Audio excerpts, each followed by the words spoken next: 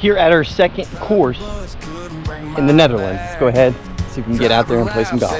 That's a drag. Caught the train, thought I'd be on time. Clubs got stuck, now I'm falling behind.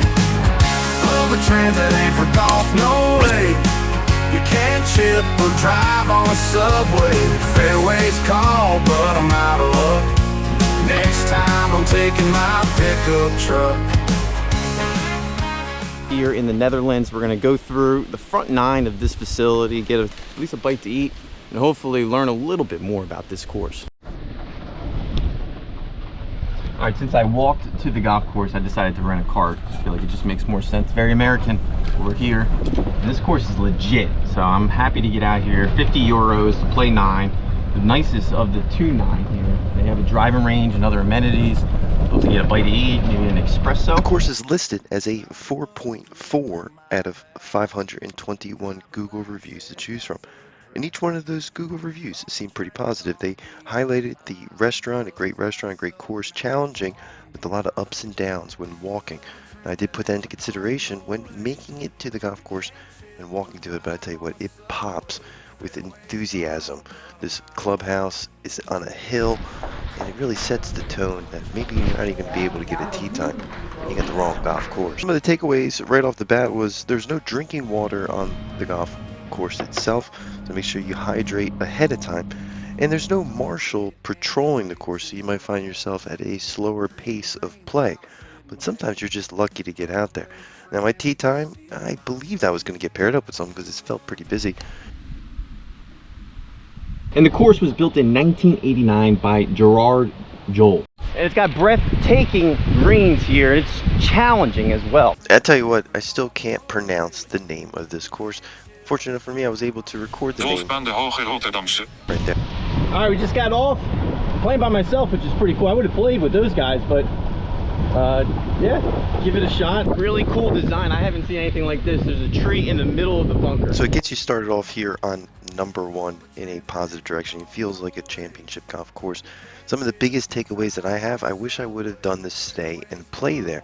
They have an 18 holes, 2 people, driving range for only 235 euros. It's pretty affordable in comparison to what I paid. I paid 50 euros just to go play, but I had to get an Airbnb and things like that. And it might have been just easier to stay at the facility. The big takeaway also is it's golf at a high level. There's a lot of altitude there, and that's they're saying, at least on their website.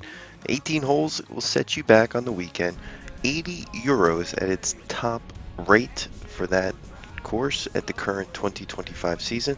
But you could get it down to about 44 euros for 9. If you're looking to rent a cart, which I do recommend because it is a windy and hilly course right off the bat, unless you're just playing a quick 9, it's very walkable.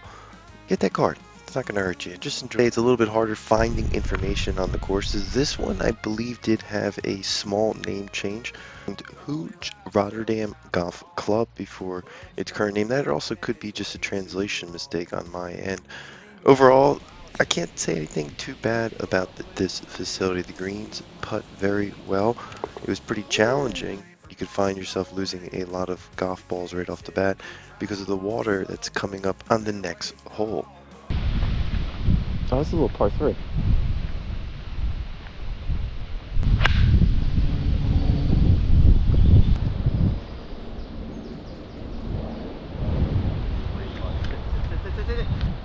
Now you got to be pretty strategic with your shots here because there's water holes on the front 9. You can see right here.